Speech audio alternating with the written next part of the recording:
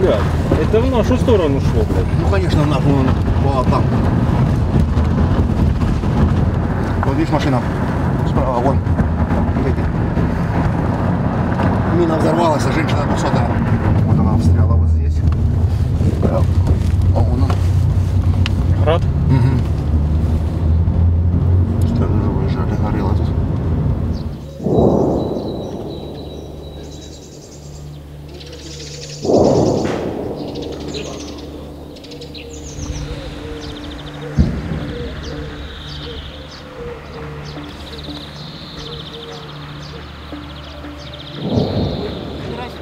Вы что, меня снимаете, да? Мы убираем газон к Пасхе. И вообще, чтобы чисто было. Ну, это ж нормально, по-моему. Даже это обязанность человека убирать землю, которую дал Бог. Стреляют больше сейчас. Да, сейчас орудие, видать, появилось новое.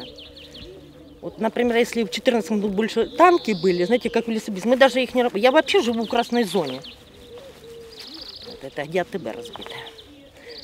Вот, например, мы уже их и не пугались. А вот сейчас уже... Не, ну как человек, у меня свойственный страх. Ну, конечно. Ну, что делать? Если бы здесь так все боялись, так бы город уже давно бы...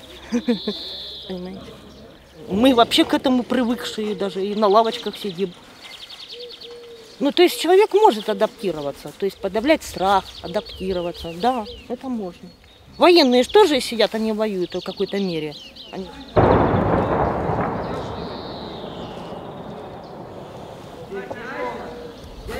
Ну, вообще-то, если очень трещит в воздухе, это значит не мимо. Оно просто... А вот если вот тихо идет и начинает земля, вы услышите ногами. О, то да. Это да. Слухайте, ви вже військовий експерт. І що ви робите, коли от земля відчуваєте ногами? А я сразу в укрытие. Это мы знаем. Вот, если дома идет по окнам вибрация, они дрожат. Может там кастрюля, и мебель подпрыгивает, это правда. Да.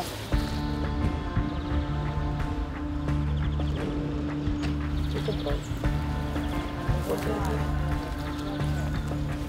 Кратер. Не, не видели. А вы зайдите за церковь, вот это... Вообще-то таких картеров там на Борисовке, Лихачева, там их много. Фура туда зайдет и поместится. Це було на початку квітня. На цю пустку прилетіла російська ракета російських окупаційних військ «Калібр». Просто попали в поле такі майстри військової справи. Місцеве населення, щоб діти не падали сюди, спробувало трошки закидати. Ну, це сміття, що довкола було, його просто скинули сюди.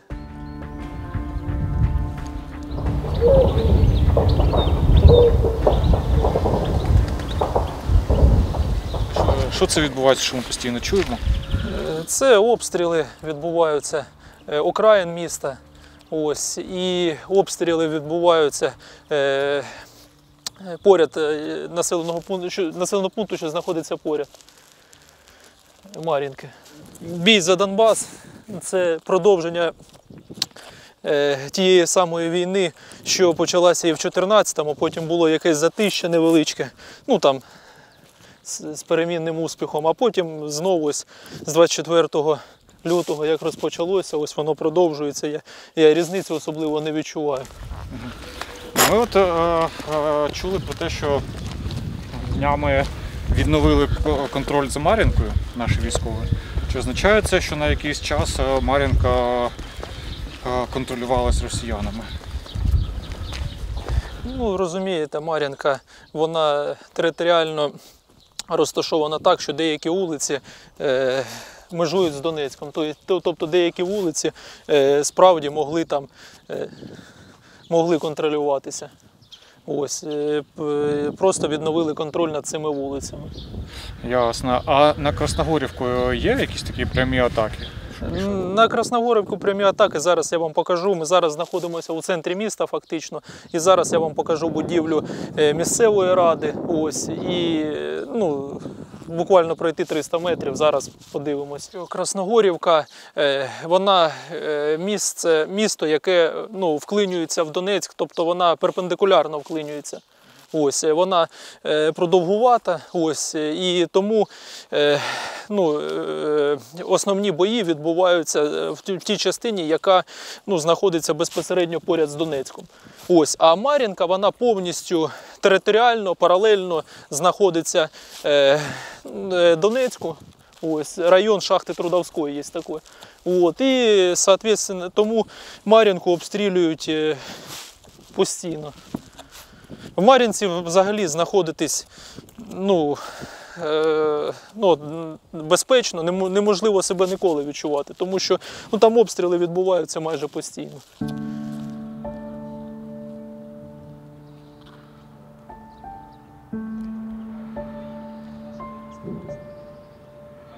Більше 2 тижнів тому по мирному місту Красногорівка російські окупаційні війська випустили касету залпової системи «Град».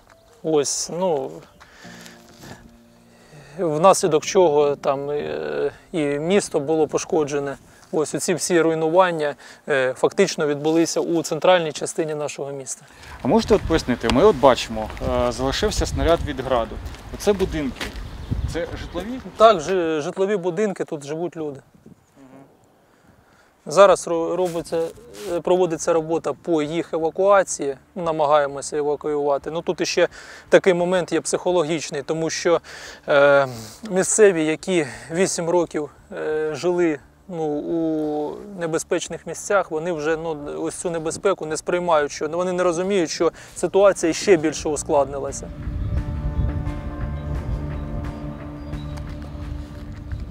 Тут відбувається так кожного дня.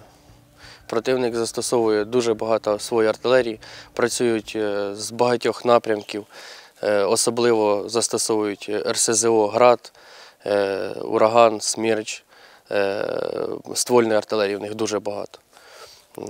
Це у нас кожного дня наші такі будні на даний момент.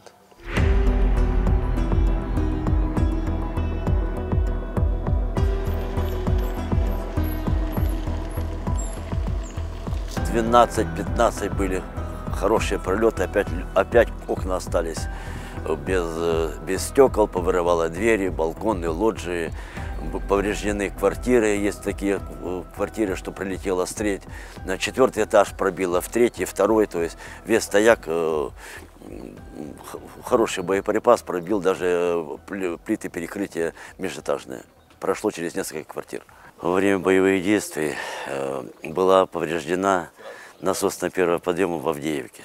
То есть вода по водоводу, южный водовод Донбасса, который идет на Мариуполь, куда запитанный город Красногоровка, находится без воды. То есть 2 месяца, больше 2 месяцев мы уже находимся без водоснабжения. Мы обслуживаем бювет, чтобы людей обеспечить питьевой водой. В связи с тем, что идет ДСНС, развозит воду техническую жителям города. Для того, хотя бы для гигиенических, чтобы промыть тот же унитаз, чтобы умыться. Из-за того, что малое количество воды поступает в систему водоотведения, канализации, часто забивается канализация. Ребята, хоть и мы 3-й месяц работаем уже без зарплаты, потому что из-за активной фазы боевых действий зарплаты нет. Люди не несут деньги в кассу, потому что лучше оставить эти копейки на кусок хлеба, чем принести в ЖКО. То есть мы работаем 3-й месяц без заработной платы.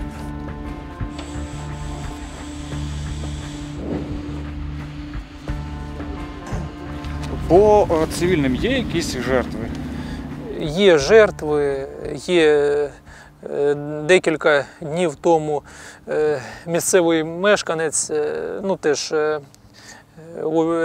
знайшов касетний снаряд. Воно, коли потрапляння відбувається, вони розлітаються у різні боки. Тільки до нього доторкнувся, людину розірвало. Ось. Потім іншому місцевому мешканцю руку відірвало.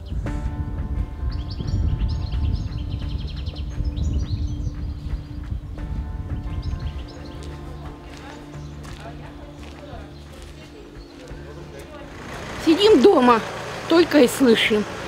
Когда отдельные залпы, это не страшно, но когда идут грады, у нас сразу тухнет свет моментально. У нас нет ни газа, ни воды, ничего нету. И свет еще тухнет. Ну дай Боже, слава Богу, кто там ремонтирует, быстро делают свет. За часа 2-3 у нас уже опять свет.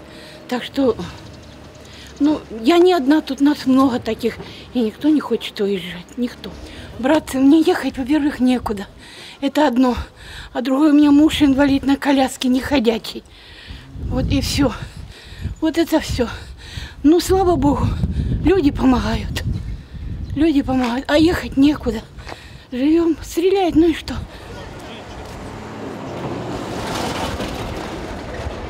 Чего вы остаетесь и не выезжаете? А куда ехать? Не хочу подходить. Ну, у меня тут хата, квартира. Я всю жизнь прожила, здесь проработала. На старости куда? Мне 60 лет, куда я поеду? Вот куда я поеду? І за що?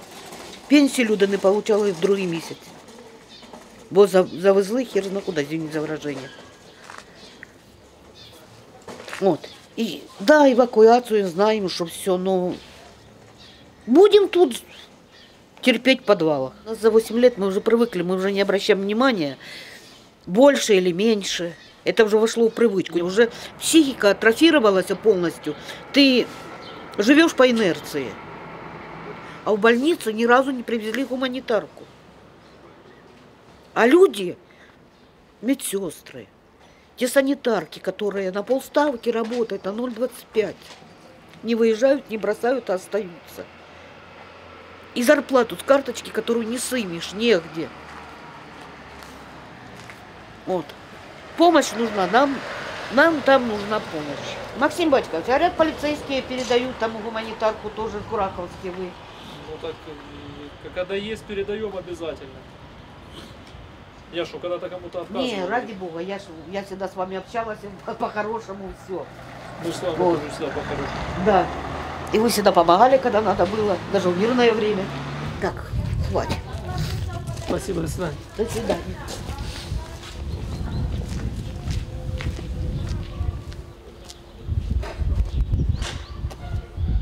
Ну, можливості немає завести цю гуманітарку. Тому поліція, ну, це ті хлопці, які можуть в силу своїх моральних якостей сюди заїхати. Тому що не кожен може заїхати, мешканець іншого міста під обстрілами. Тому це складно і тому якби поліція надає людям допомогу.